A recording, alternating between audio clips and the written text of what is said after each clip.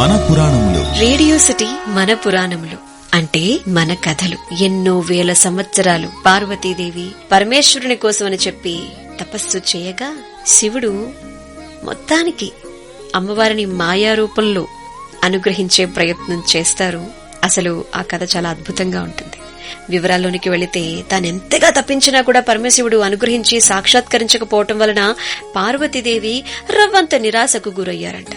ఈ జన్మ వృధా అనుకున్నారంట. వెంటనే చెలికత్తెల చేత చితిని ఏర్పాటు చేసుకున్నారంట.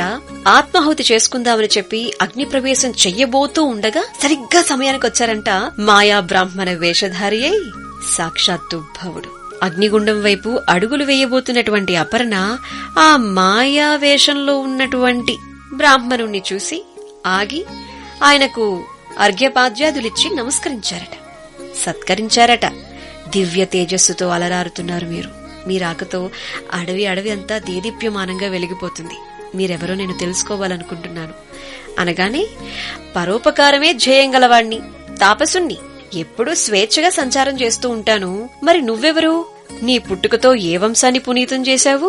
ఏ కోరికతో ఇంత అసాధ్యమైన తపస్సు చేస్తున్నావు అని చెప్పి ఆ బ్రాహ్మణుడు అడిగితే, అయ్యా నేను హిమవంతుని పుత్రికను, హైమావతిని అంటూ తన సంగతులన్నీ కూడా పోసగుచ్చినట్లు చెప్పారట పార్వతి. చివరిగా ఎంత తపస్సు చేసి కూడా ఈశ్వరుడు అనుగ్రహించలేదు, సాక్షాత్కరించలేదు. అందుకే బ్రతుకు మీద విరక్తి కలిగుండి ఇలా అగ్ని ప్రవేశం చేయబోతున్నావా అని చెప్పి ఆయన అన్నారంట. అతిథి మర్యాద చేయటం విధి కాబట్టి మిమ్మల్ని గౌరవించేందుకు ఆగాను అని చెప్పి సెలవు అని 4 అడుగుల్లో వెళ్లి అగ్నిగుండంలో ప్రవేశించారు. అగ్ని ఏమో శ్రీగంధంలా చల్లగా మారిపోయిందంట. పార్వతీదేవి చెక్కు చెదరలేదు. ఆశ్చర్యపోయారు ఆవిడ. ఆశ్చర్యాన్ని చూస్తూ ఆ బ్రాహ్మణ వృద్ధుడు, అగ్ని కూడా నిన్ను కాల్చలేదే, అయినా కూడా హరుడు ఇంకా రాలేదేమిటి? పాపం, నిన్ను చూస్తే జాలి వేస్తుంది. కాని మనసులో ఉన్న మాట నీకొకటి చెప్పాలనిపిస్తుంది. అమ్మాయి, నువ్వు ఆ శివుణ్ణి మర్చిపో.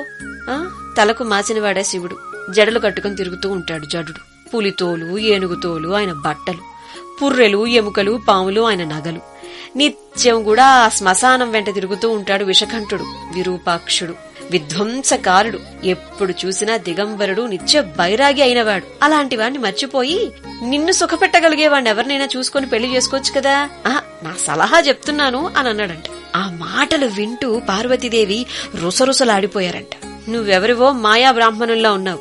శివనింద చేసే నిన్ను అనవసరంగా గౌరవించాను. శివద్వేషి యొక్క ముఖం చూసినా కూడా సచేల స్నానం చేయాలని చెప్పి శాస్త్రమే చెబుతోంది. అయినా నువ్వు ఎంతసేపు ఉన్నా కూడా ఈ తావులో తపస్సు చేయటం కూడా తప్పే అవుతుంది.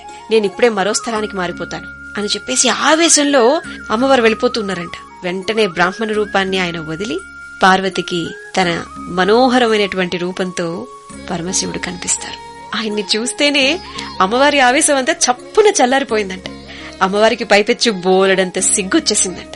ఆ సిగ్గును చూసి చెలికత్తలందరూ కూడా బుగ్గలు నొక్కుకున్నారంట. పురుషోత్తముని సిగ్గులతోనే పూజించేశారు పార్వతీదేవి. ముసిముసి నవ్వులు నవ్వుకున్నాడు ముక్కంటి.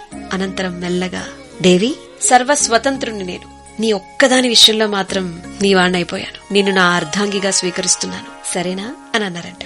ఆ మాటలు వింటూనే పార్వతి, మహాభాగ్యం స్వామి, కాని లోకాచార రీత్యా మీరు నా తండ్రిని ఒక్కసారి కలిసి నన్ను కోరి పరిగ్రహించండి అని కోరుకున్నారంట. వెంటనే ఆ మాటలకు పరమేశ్వరుడు ఒక నవ్వు నవ్వారంట. మరి శివపార్వతుల కళ్యాణం ఎలా జరిగిందంటారు? తెలుసుకుందాం.